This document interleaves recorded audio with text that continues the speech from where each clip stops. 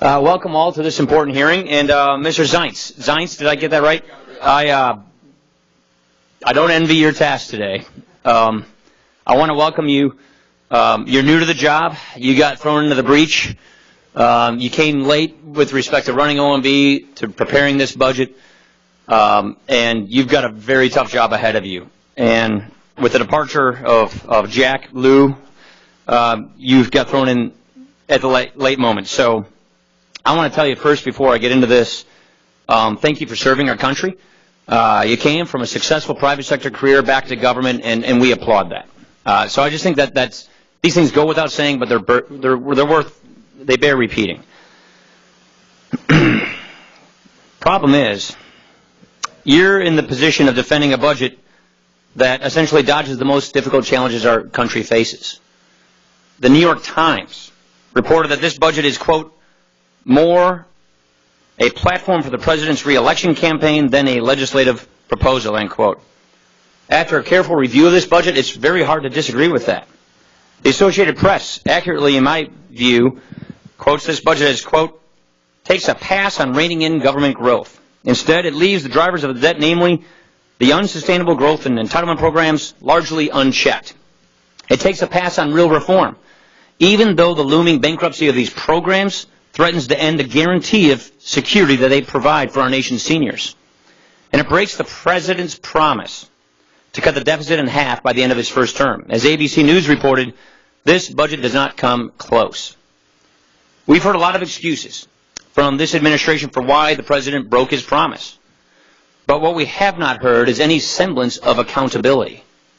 To the best of my knowledge, no one in the White House has taken responsibility for this failure. Instead, we get a blame game that does not stand up to scrutiny. Jack Lew, your former boss, claimed that the reason the Senate Democrats haven't passed a budget in over 1,000 days is because Republicans had threatened to filibuster. Look, this is simply false. We all know, as I'm sure Mr. Lew knows, that budget resolutions cannot be filibustered.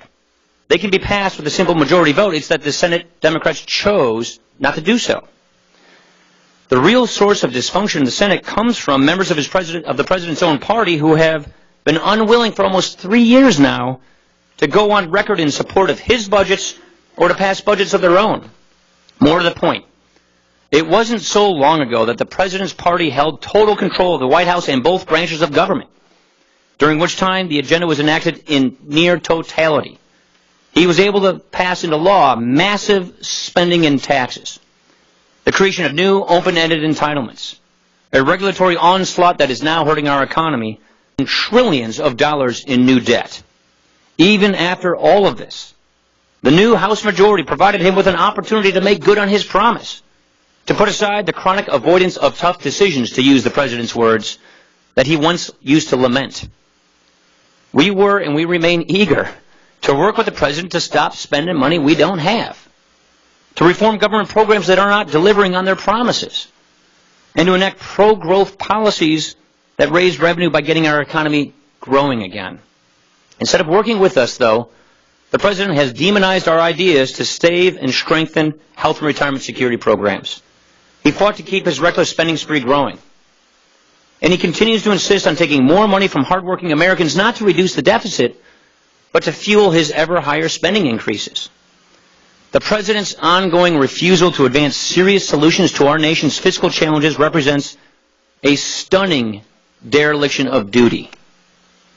We're not going to give up hope. I remain committed to working with my colleagues on both sides of the aisle wherever common ground can be reached. Some of us have been doing that. There is growing bipartisan support for reforms that are needed.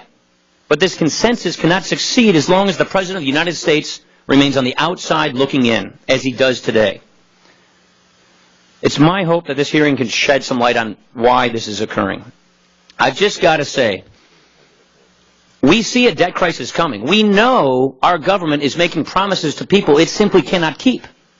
It is time for us to be honest with Americans about these things. Both parties got us into this mess. But this is the fourth budget from this president with $1 trillion deficit each year, obviously a breaking of that promise, but worse yet, no credible solution to deal with our debt. to deal with this great threat to today's economy and tomorrow's future for our kids. And instead, we get the politics of envy and division.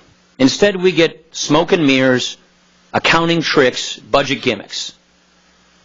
If we're going to save this country from a debt crisis, give our kids a better future, we have to have leadership. And I got to say, I'm just very disappointed that we're not getting this from the president.